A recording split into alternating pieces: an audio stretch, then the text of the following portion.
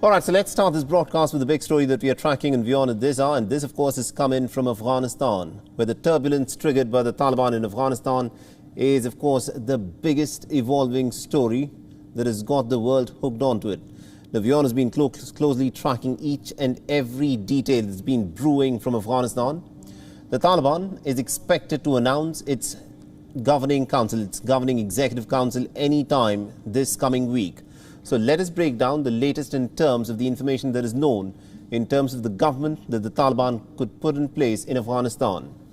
The Taliban's chain of command is learnt to have a Supreme Council with Emir Hibatullah Akhundzada at the very top. The next in terms of hierarchy will be this Executive Council, which is likely to have Taliban senior leadership and also the senior leader, Mullah Baradar, as the leader. Now, all of this, remember, is still to be declared. It is still a matter of speculation whether the head will be the Prime Minister or a President. The third tier is, of course, the Council of Ministers, where there is an attempt to accommodate as many Talib leaders as possible. Now, sources have told WION that a parallel Taliban Shura to the government is also under consideration. The idea behind which is that the Shura survives irrespective of whether the government survives or not. There are various factions of the Taliban that are essentially derived from the regions which aspire to get into the Council of Ministers.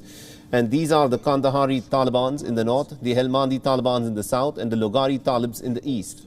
Further towards the north, there are other factions like Mazar, Badakhshan and Balkh that are eyeing for an entry into the council. Now, accommodating all of these interests is going to be a huge challenge for the Taliban. From what WION has learned at this point of time, there is a sharp divide who will have to move ahead in the Panjshir Valley, with the valley holding its ground so far. If the resistance grows sturdier, then the movement could, of course, snowball with the possibility of a full-scale offensive being launched. This could spell real trouble and also a serious headache for the Taliban in the days to come. Another fix that the Taliban is caught up with is the issue of inclusivity.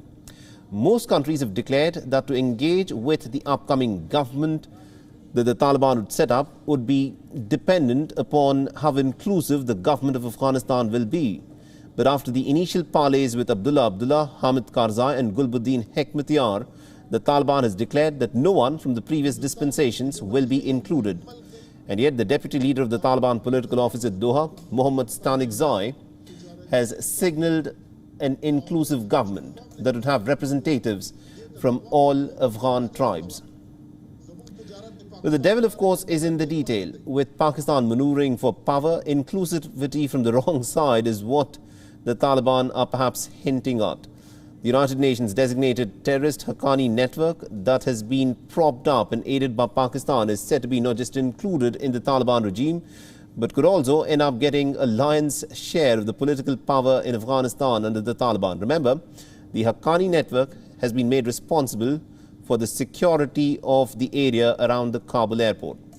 Pakistan for long has tried to foist a government of its choice in the neighbouring nation, and ahead of next week's announcement, Pakistan's spy agency chief is presently in Kabul to ease a backdoor entry in Afghanistan's power play.